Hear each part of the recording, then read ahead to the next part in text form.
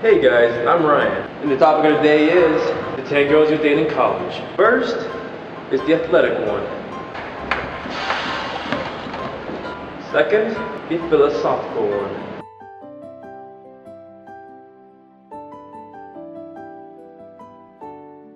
What does this mean?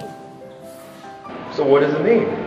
Well, knowledge is solely based on experience. By experiencing something once, we can deduce by using reasoning and logic to know what will happen. We know what we know because of experience, and because of experience, we know what we know. Experience is based on both knowledge and reasoning. And by taking that experience and by incorporating reasoning and logic, we can obtain knowledge, therefore we know.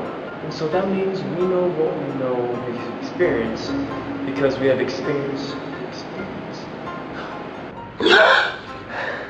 When I read a science textbook, it can tell me everything that I have to know.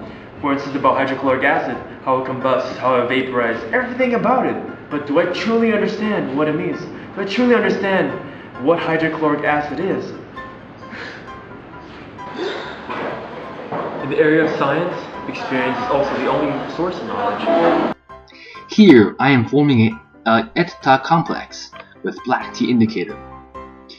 When we read about this in the textbook, how do we know that will happen?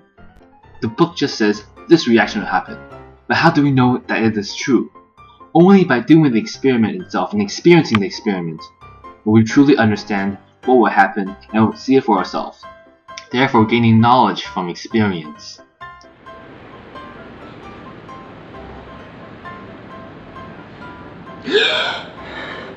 In the area of math, experience is the only source of knowledge.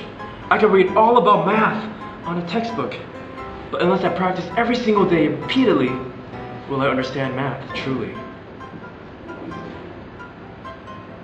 When we study history, we're learning about the stories of people in the past, which encompasses a lot of emotions, the whole human experience. Now, the human experience includes, the triumphs, the failures, the mistakes people have made in the past. History is the experience of people in the past. And now we study history, which is equivalent to the experience of the people in the past. Now, we take that together. Now we're forming that knowledge in which we obtain. Therefore, experience is the only source of knowledge. People can read and learn everything about soccer. They might think that they know everything about soccer, but unless they experience it, unless they actually practice in soccer, then they would understand what soccer really is. Some people might say that experience does not constitute knowledge, in which you can solely study it based on textbooks, for instance, Spanish.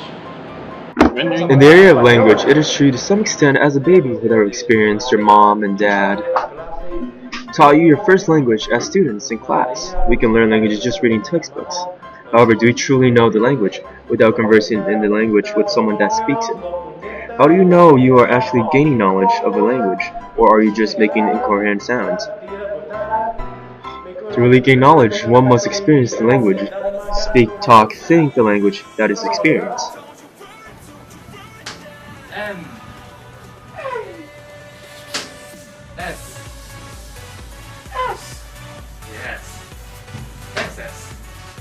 Exos. What does this mean? Hello.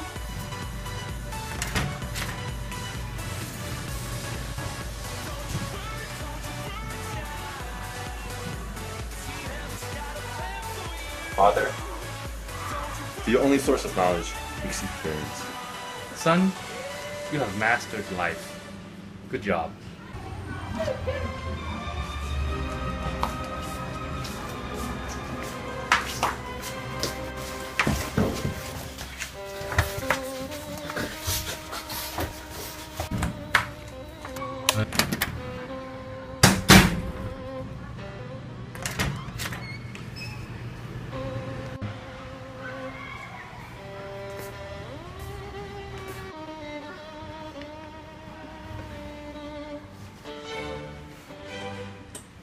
So let me put the quote back into the big picture. The only source of knowledge is experience. So where do you think the knowledge of textbooks come from? Where do you think the knowledge of your elders come from? Your mother, your father, your grandmother, your great-grandmother, your great-grandfather, your cat. Where do they come from? How do they know? How do they know what they know? Experience! So the writers, the authors behind each book, and then the people who tell you these stories, they have experienced the experience.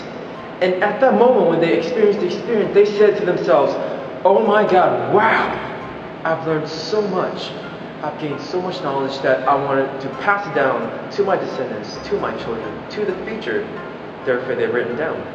So everything that we see today, everything that we obtain, that we learned from text or from oral messages, it is all based on past experiences, which have eventually become part of our experience, which in other words, have become part of our knowledge. We are reading their experience. So whether it is the readings we read from textbooks or the oral messages, devices we hear or learn from our elders, they're essentially the experience that they had.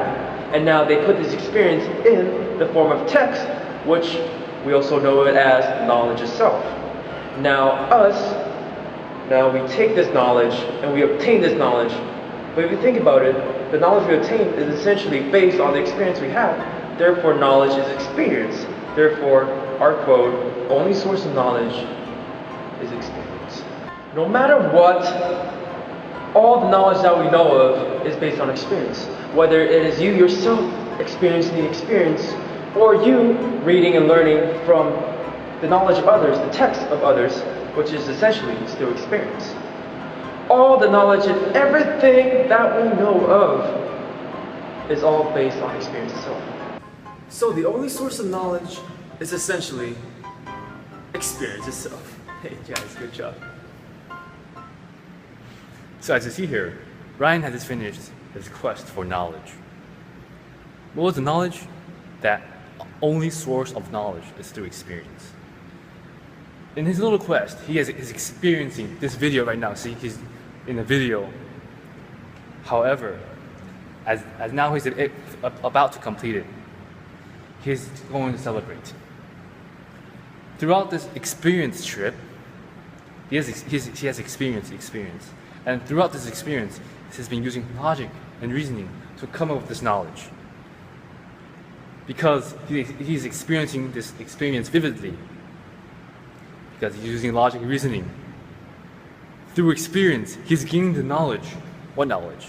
That the only source of knowledge is through experience. Now, let him go back to celebrating, shall we?